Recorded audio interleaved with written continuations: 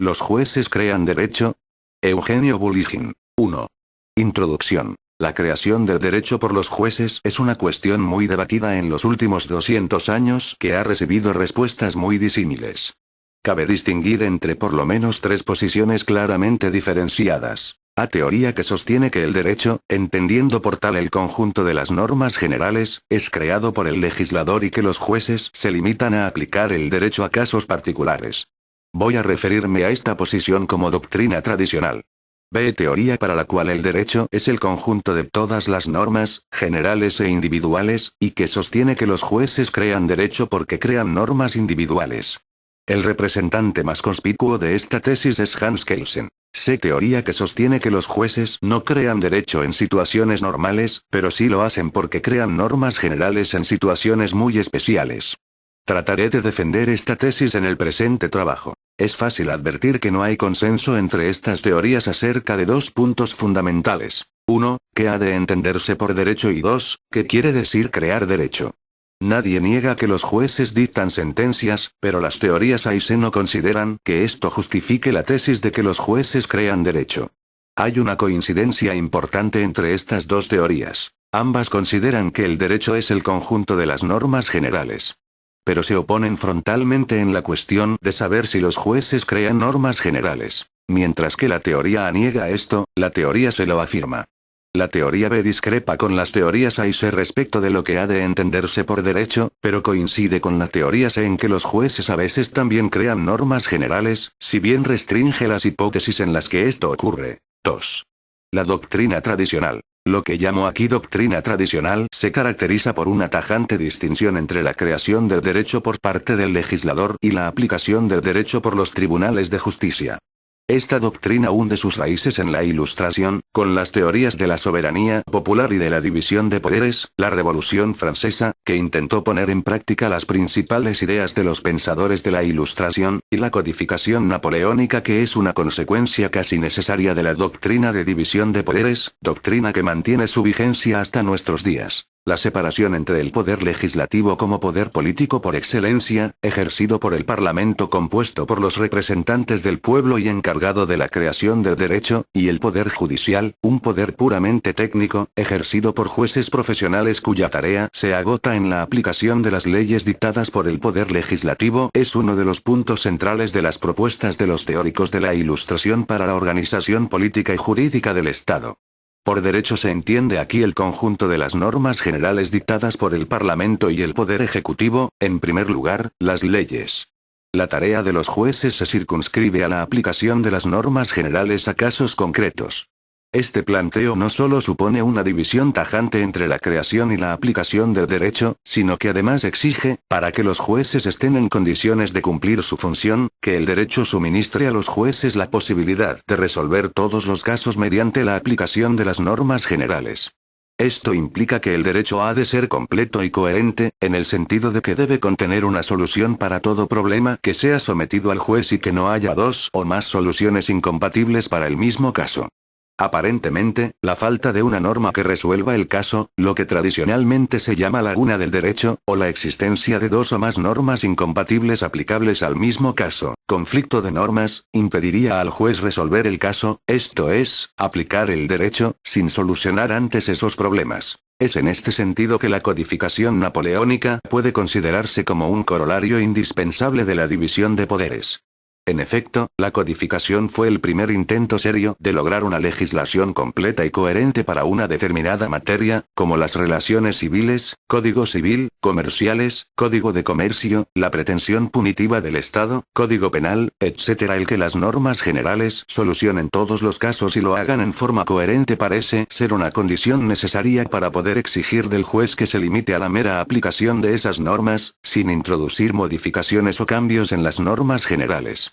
Tan persistente es esta idea que en los órdenes jurídicos modernos que tienen su origen en la codificación napoleónica se da por supuesto que el derecho es siempre completo y coherente en el sentido de que proporciona una respuesta y solo una respuesta a todo problema jurídico. Esto lo prueban las exigencias impuestas a los jueces por la legislación positiva de muchos países.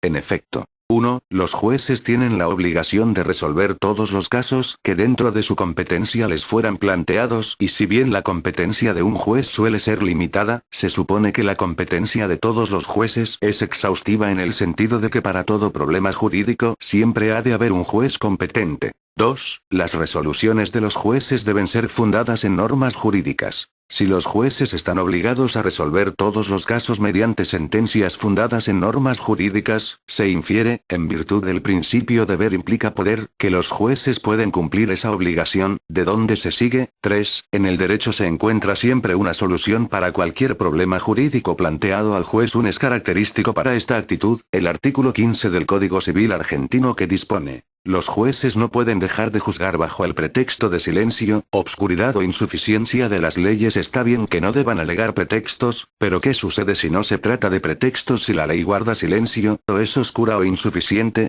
¿O es que se supone que tal situación no puede darse? El artículo 16 indica el camino que debe adoptar el juez para evitar esta situación desagradable. Si una cuestión civil no puede resolverse, ni por las palabras, ni por el espíritu de la ley, se atenderá a los principios de leyes análogas, y si aún la cuestión fuese dudosa, se resolverá por los principios generales del derecho, teniendo en consideración las circunstancias del caso. Esta disposición admite dos interpretaciones.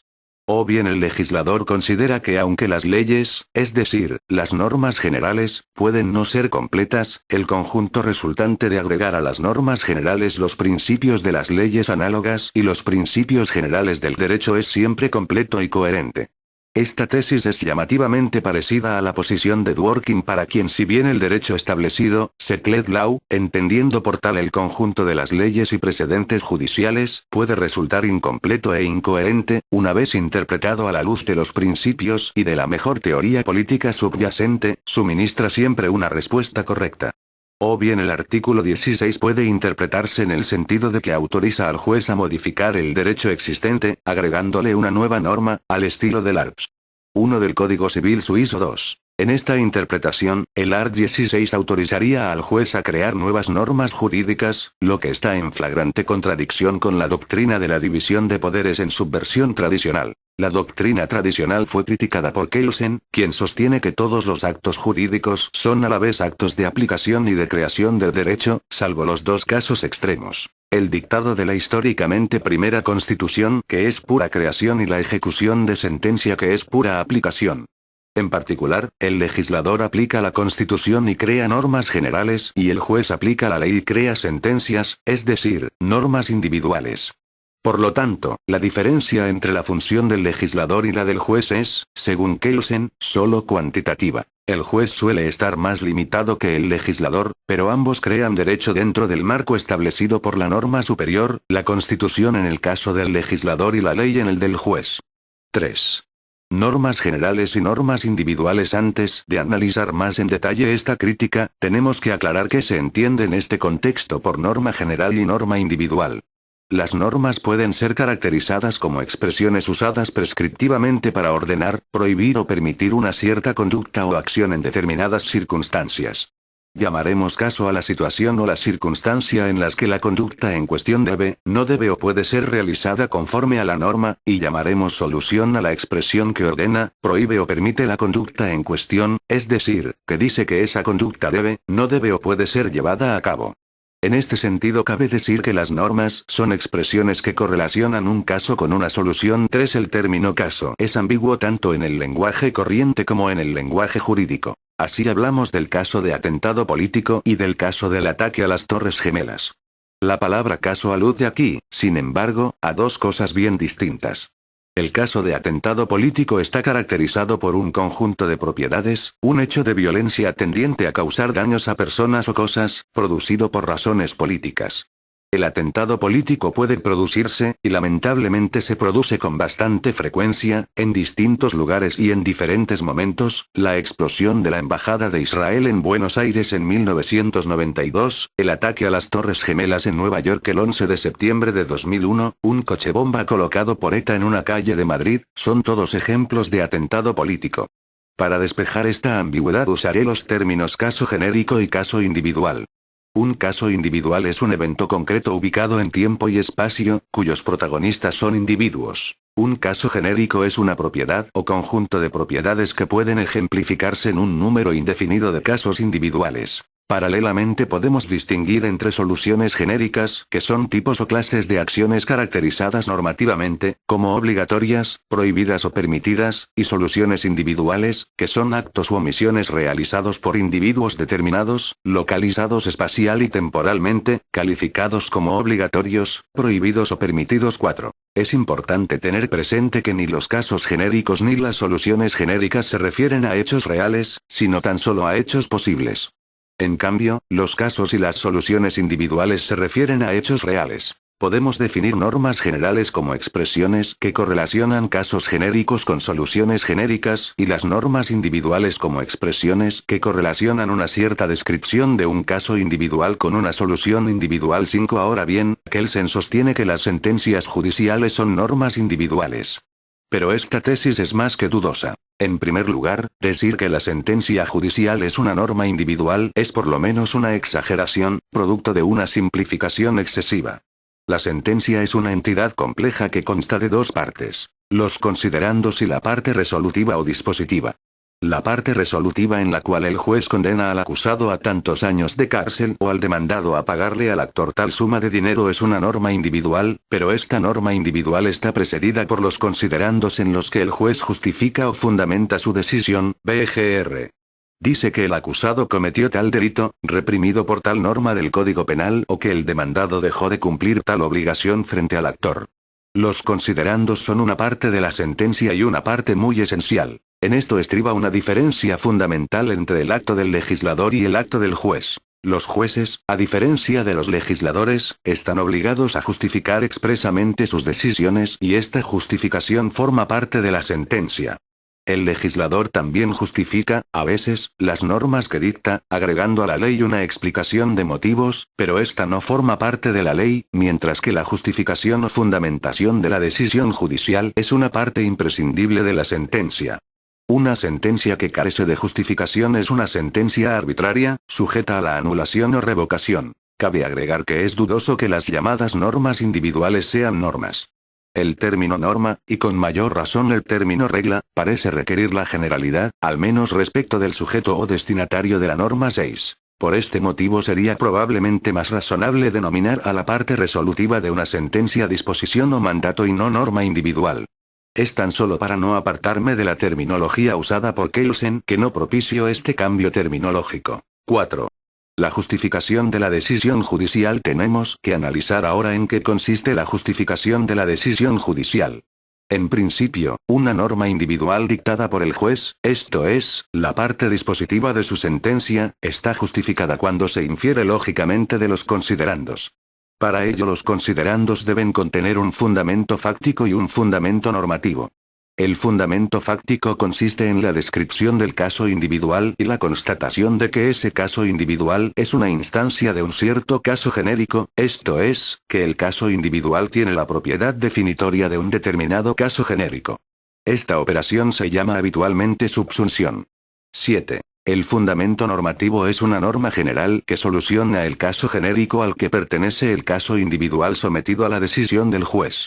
Para que su decisión esté justificada, el juez debe subsumir el caso individual en un caso genérico y luego dictar una resolución o norma individual que corresponda a la solución que la norma general invocada en los considerandos correlaciona con el caso genérico correspondiente. Cuando el juez condena a Pedro a 12 años de prisión por haber matado a Juan, debe mostrar que la conducta realizada por Pedro es un homicidio y que la pena impuesta está dentro del marco fijado por la norma del Código Penal que pena el homicidio. Para sostener que el juez siempre crea derecho, Kelsen se basa en dos argumentos. 1. La sentencia del juez es producto de un acto de voluntad y no de mero conocimiento. Y 2. En la sentencia se concretan una serie de elementos que en la norma general aplicada solo son mencionados en forma abstracta, por ejemplo, la identificación del condenado, el monto de la pena, el lugar en que debe cumplirse, etc. La norma general señala un marco de posibilidades que el juez llena al elegir una de ellas cuando crea la norma individual.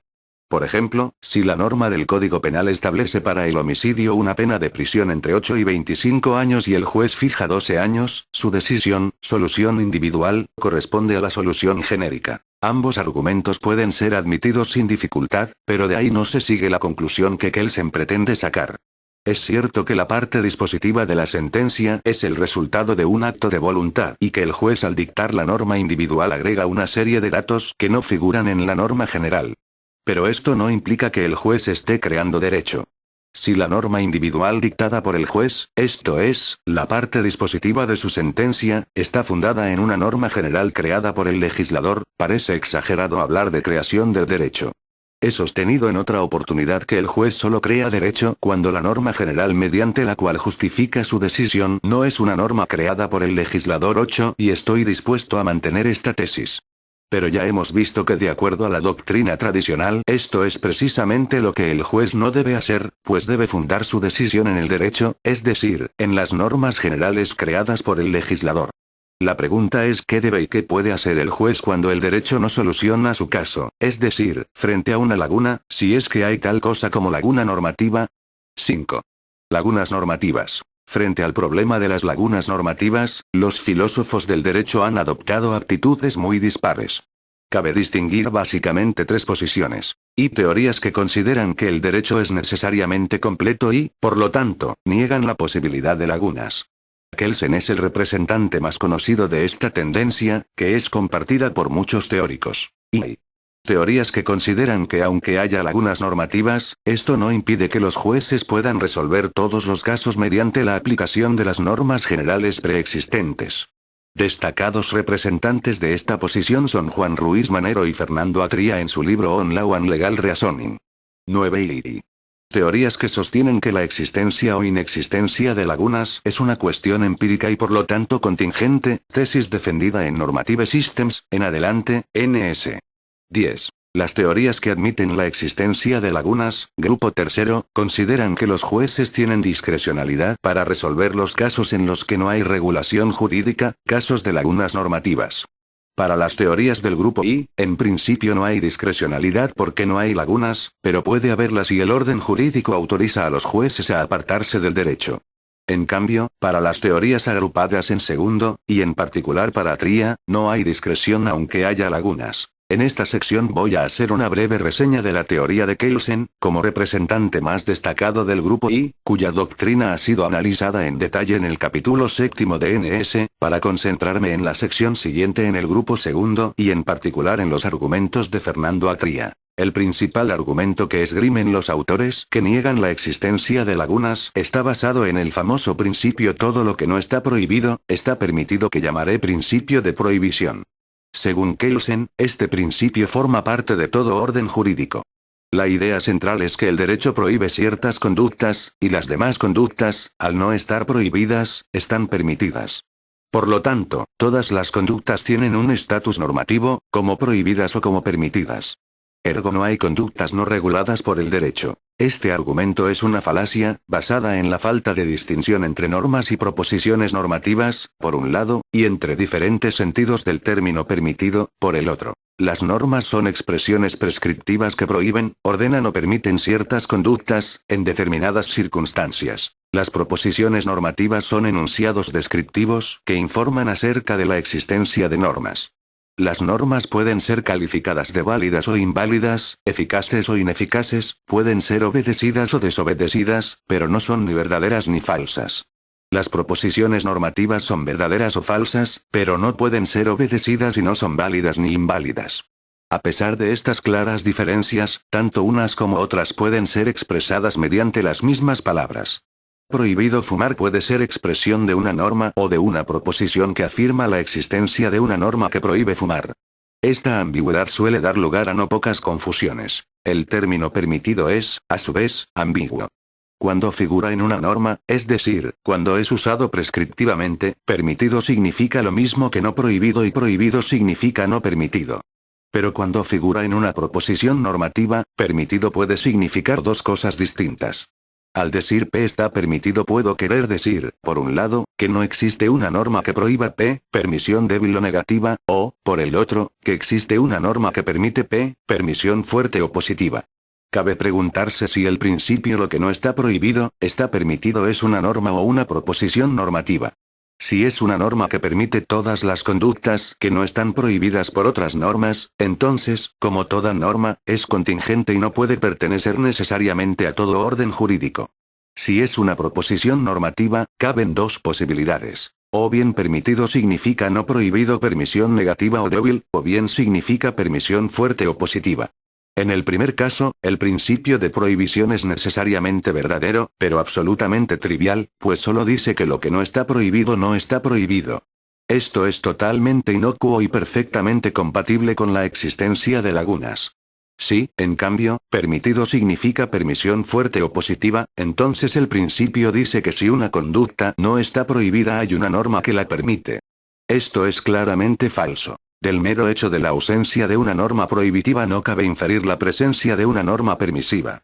Resumiendo, el principio de prohibición como norma es contingente y como proposición normativa es o bien vacuo, o bien, falso. En ningún caso puede apoyar la tesis de que el derecho es necesariamente completo. En la primera etapa de su obra, Kelsen parece recurrir al principio de prohibición en subversión fuerte, para lo cual intenta probar que frente a una conducta P, siempre hay una norma aplicable. O bien una norma que prohíbe P, o bien la norma negativa que establece la libertad de hacer o omitir aquello a lo que no se está obligado. Es esta norma negativa la que viene a aplicarse en la decisión con que se rechaza una pretensión que está dirigida a una conducta no convertida en deber. Esto presupone la verdad del principio de prohibición en subversión fuerte. Pero ya hemos visto que en subversión fuerte el principio es falso. Nada autoriza a pensar que en todo orden jurídico exista una norma que permite toda conducta no prohibida. En la segunda etapa, Kelsen cambia su planteo. Ya no pretende que en todo orden jurídico haya una norma que permite lo que no está prohibido. Ahora sostiene que cuando no hay una norma aplicable, se aplica todo el orden jurídico, esta vez en virtud de la versión débil del principio de prohibición. Toda conducta no prohibida está, débilmente, permitida. Pero la permisión débil es perfectamente compatible con la presencia de una laguna. De ahí la conclusión a la que llegamos en NS de que en el caso de una laguna normativa el juez no tiene la obligación de condenar al demandado, ni tampoco la de rechazar la demanda. Lo único a que está obligado es a dictar sentencia y lo puede hacer de cualquiera de las dos formas posibles, condenando al demandado o rechazando la demanda. En otras palabras, el juez puede decidir discrecionalmente el caso individual. 6. La teoría de Atria. La tesis de Normative Systems fue criticada por Juan Ruiz Manero en su conocido libro Jurisdicción y Normas. 12. Ruiz Manero sostiene que en el caso en que no existe una norma específica que lo obligue a condenar, el juez está obligado a rechazar la demanda. Fernando Atria comparte la tesis de Ruiz Manero y la desarrolla. El meollo de su posición es la distinción entre dos preguntas que, según él, Alchouron y Bulligin no distinguen. A. ¿Qué dice el derecho de Escocia respecto de las vacaciones de parejas casadas? Y B. ¿Cuál es la solución jurídica correcta para este caso? Las preguntas están referidas a un ejemplo que será analizado más adelante, pero es fácil reformularlas en términos más generales. Si bien Atria no distingue entre casos genéricos y casos individuales, la pregunta A se refiere claramente a casos genéricos, pues el caso caracterizado como vacaciones de parejas casadas es claramente un caso genérico. En cambio, la pregunta B se refiere a este caso, es decir, a un caso individual. Por consiguiente, cabe reformular las dos preguntas de la siguiente manera. ¿A qué establece el derecho para el caso genérico? ¿Qué debe hacer el juez en un caso individual que pertenece a ese caso genérico? La idea básica de Atria es que, a diferencia de Alchouron y Bulligin, la respuesta negativa a la pregunta A no implica una respuesta a la pregunta B. En particular, Atria cree que una respuesta negativa a la pregunta A, el derecho no establece nada respecto del caso genérico, no impide que haya una respuesta correcta a la pregunta B. Esta respuesta es que el juez debe rechazar la demanda. En consecuencia, no es verdad que el juez tenga discreción para resolver el caso individual cuando hay una laguna normativa. Atria pp. 62-63. Solo en el caso de una laguna axiológica habría discrecionalidad. P. 66, donde por laguna axiológica se entiende un caso para el cual hay una solución, pero esta es valorada por el intérprete como injusta o inadecuada. Si bien Atria dice que no pretende sostener la tesis de que los sistemas jurídicos son necesariamente completos, p. 64, poco después afirma que el mero hecho de que el derecho guarde silencio respecto de una cuestión no significa que el caso no esté regulado. P. 65. Esto suena a una contradicción, pero creo que se pueden conciliar ambas afirmaciones. Hay que entenderlas en el sentido de que aunque el caso genérico no esté regulado, el caso individual siempre está regulado. La principal discrepancia entre la posición asumida en NS y Atria reside en que él cree que las respuestas a las dos preguntas son independientes, mientras que en NS se sostiene que la respuesta A implica una respuesta A, lo que, según Atria, sería un error. Este error provendría, al menos en parte, de nuestra caracterización de la función de los jueces y otros órganos jurisdiccionales.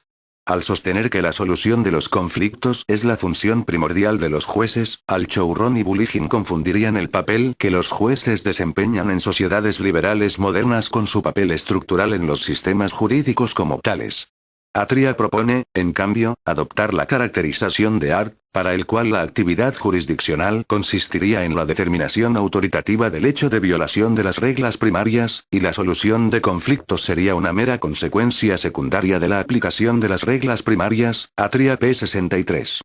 Creo que los que se equivocan aquí son Ruiz Manero y Atria, y su error consiste en construir el argumento sobre la base de ejemplos penales en los cuales, cuando no existe una norma que pena la conducta del acusado, el juez debe absolverlo, al menos en el derecho penal liberal que contiene el principio nullum crimen. Pero como la presencia de este principio elimina las lagunas en el derecho penal, en este contexto, donde lo que interesa son precisamente las lagunas normativas, los procesos penales son irrelevantes. Y en los procesos civiles, en el sentido amplio de civil que solo excluye los penales, pero abarca también los juicios comerciales, laborales, administrativos, etc., cuando son contradictorios, siempre hay conflictos de intereses que el juez debe resolver. El conflicto en un juicio civil consiste en que el actor pretende que el demandado debe hacer algo, por ejemplo, pagar una suma de dinero, pintar una pared, tolerar que el actor pase por su predio, etc., y el demandado niega que tenga tal obligación. Por otra parte, los conflictos de intereses no solo se producen entre particulares, sino también entre el Estado y los particulares y también entre distintos órganos del Estado, de modo que nuestra caracterización nada tiene que ver con el capitalismo liberal y es igualmente aplicable a los sistemas jurídicos en los que se considera que el derecho es un medio de la política pública. Ver Atria, p. 63 con la cita de Damaca. Ya hemos visto que al igual que Ruiz Manero, Atria cree que hay siempre una respuesta correcta a la pregunta ¿qué debe hacer el juez en el caso individual? Aún en los casos en que el derecho nada dice respecto del caso genérico. Esta respuesta es: el juez debe rechazar la demanda 14. Esta tesis implica una diferencia fundamental entre la sentencia que hace lugar a la demanda y la sentencia que la rechaza. Para la primera, el juez necesita una norma general que diga que el demandado debe hacer lo que el actor pretende que haga. Para la segunda, bastaría el hecho de que no exista una norma tal. Yo no creo que haya tal diferencia, ya que toda sentencia, tanto la que hace lugar a la demanda como la que la rechaza, contiene en su parte dispositiva una norma individual. En el primer caso, una norma individual que ordena al demandado a hacer lo que el actor pretende que haga. En el segundo caso, una norma individual que permite al demandado no hacer lo que el actor pretende que haga. El error de Atria proviene de una falta de distinción adecuada entre normas y proposiciones normativas. Si el juez se limitara a informar a las partes que el derecho no contiene una norma que obligue al demandado, su sentencia sería una mera proposición normativa. Pero la función del juez no es informar a los litigantes acerca del contenido del derecho, sino resolver el conflicto y para hacerlo tiene que dictar una norma, ya sea una norma que obligue al demandado, de la forma obligatorio F, donde F simboliza la conducta del demandado pretendida por el actor, o una norma que permita al demandado no hacer lo que el actor pretende, es decir, una norma de la forma permitido no F. En ambos casos, se trata de normas y no de proposiciones normativas. Ahora bien, ¿cómo justifica el juez estas normas individuales? La respuesta es clara. Mediante normas generales, es decir, normas que correlacionan el caso genérico al que pertenece el caso individual con la solución genérica, sea esta OF, obligatorio F, o PF, permitido no F, donde F ya no es la conducta del demandado, sino la clase de conductas a la que pertenece la conducta del demandado. y como por hipótesis el caso genérico correspondiente no está solucionado por ninguna norma general, el juez tiene que crear una norma general para solucionarlo. En apoyo de su teoría, Atria trae 3 ejemplos que es instructivo analizar. Una pareja de recién casados que viven en Escocia resuelven ir de vacaciones juntos. Pero no se ponen de acuerdo a dónde ir. El marido quiere ir a Francia y la mujer a África del Sur. El derecho escocés nada dice sobre el problema de quién tiene el derecho de elegir el lugar para las vacaciones, es decir, nada dice respecto del caso genérico, elección del lugar de las vacaciones. No obstante, según Atria, si el marido o la mujer acuden a un juez, el juez debe rechazar la demanda en ambas hipótesis, pues esta es la solución correcta para el caso individual.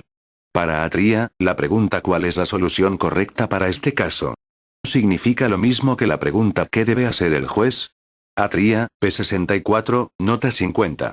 Sin embargo, si el juez rechaza la demanda del marido, esta decisión permite que la mujer no siga a la elección del marido, y si rechaza la demanda de la mujer, permite al marido no seguir la elección de la mujer. Estas decisiones comprometen al juez a decidir lo mismo en todos los casos relevantemente análogos, es decir, en el caso genérico elección del lugar de las vacaciones por parte de parejas casadas. Por lo tanto, la decisión del juez en el caso individual importa la aceptación por parte del juez de la norma general que dice que ninguno de los cónyuges está obligado a seguir la elección del lugar de las vacaciones hecha por el otro cónyuge. Por hipótesis, esta norma general no existía en el derecho escocés antes de la decisión del juez. Por lo tanto, esta norma general que el juez usó para justificar su decisión en el caso individual ha sido creada por él. Cuando digo que la decisión del juez en un caso individual lo compromete a decidir de igual modo todos los casos iguales, o relevantemente análogos, no quiero insinuar que el juez esté, jurídicamente o moralmente, obligado a seguir sus propios precedentes.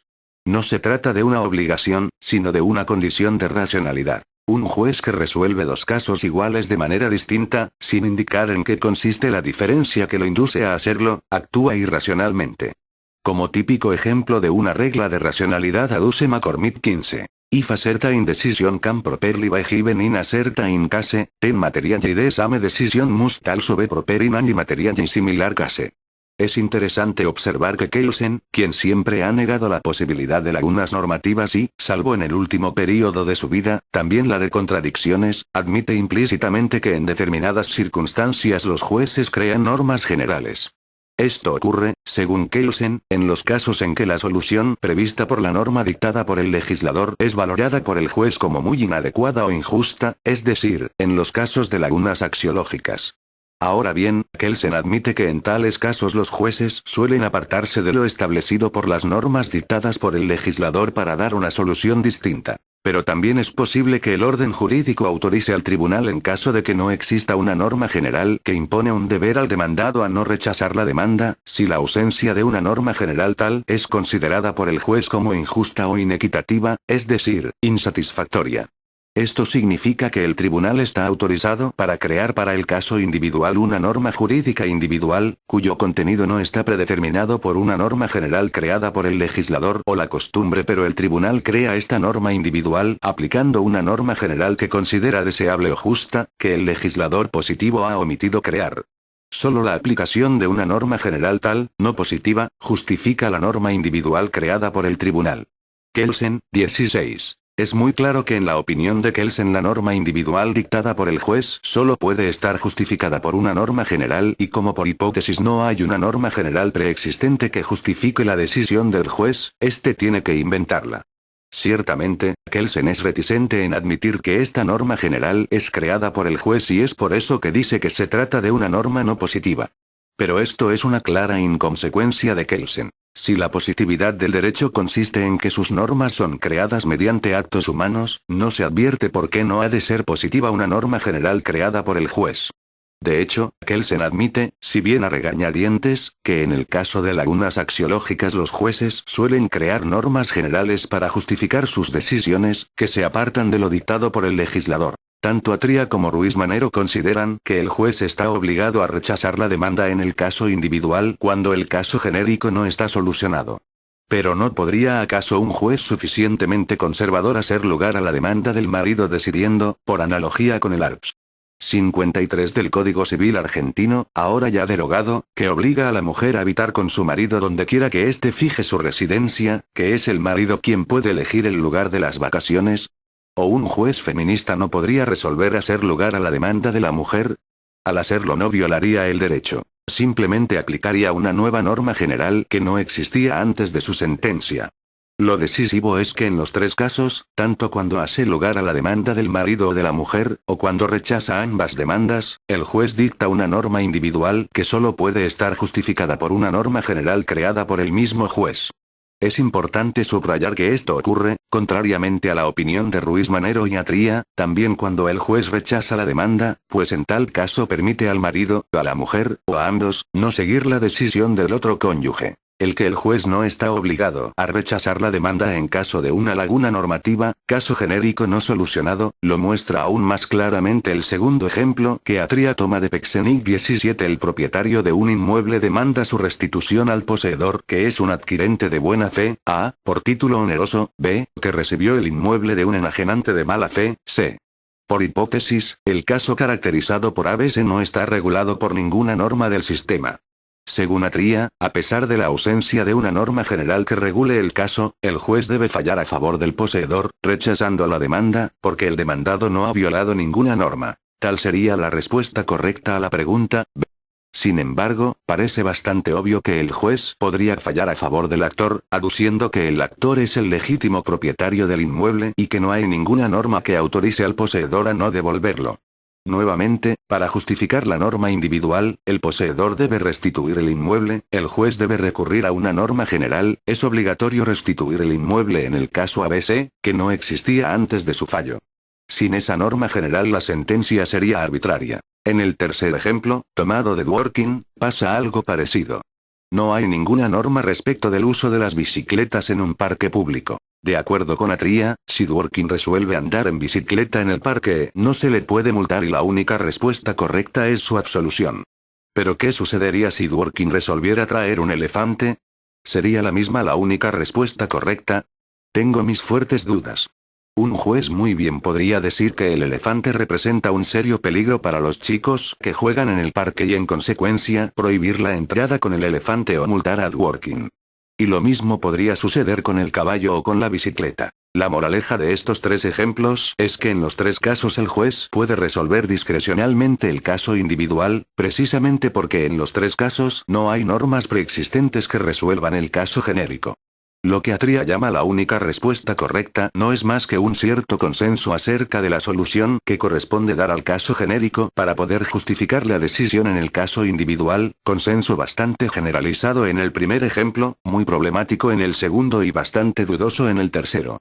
Pero no hay nada que obligue al juez a adoptar una determinada solución. Tanto la condena del demandado como el rechazo de la demanda requieren la creación de una norma general sin la cual la decisión del juez no estaría justificada, esto es, sería arbitraria. 6.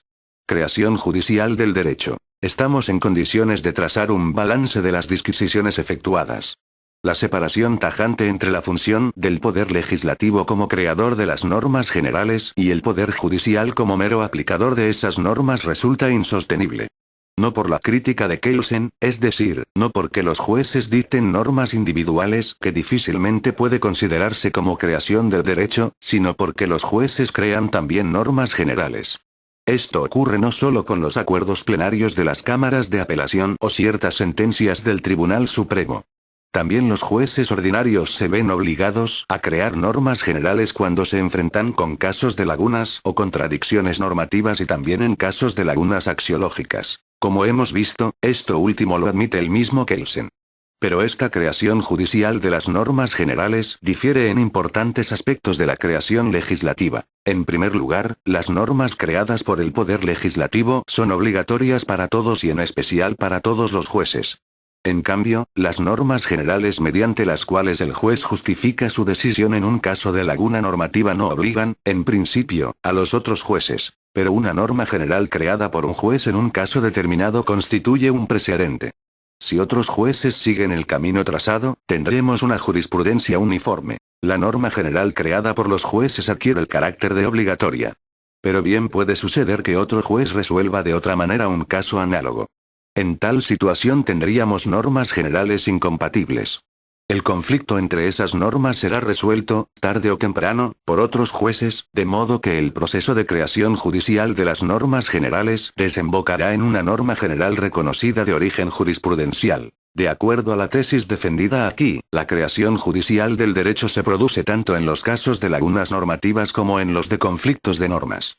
De este último tema no me voy a ocupar en este trabajo. Me limito a señalar que cuando hay normas generales que correlacionan un caso genérico con dos o más soluciones incompatibles, el caso individual no puede ser resuelto por el juez sin modificar las normas existentes. La técnica usada normalmente por los jueces consiste en establecer un orden jerárquico entre las normas en conflicto y en no aplicar la norma menos importante. Esta operación equivale o bien a una derogación parcial de una de las normas en conflicto, al introducir en ella una excepción, o bien a su derogación total. 18 Pero la derogación, ya sea total o parcial, de normas forma parte de la actividad típicamente legislativa, que la doctrina tradicional atribuye con exclusividad a los legisladores.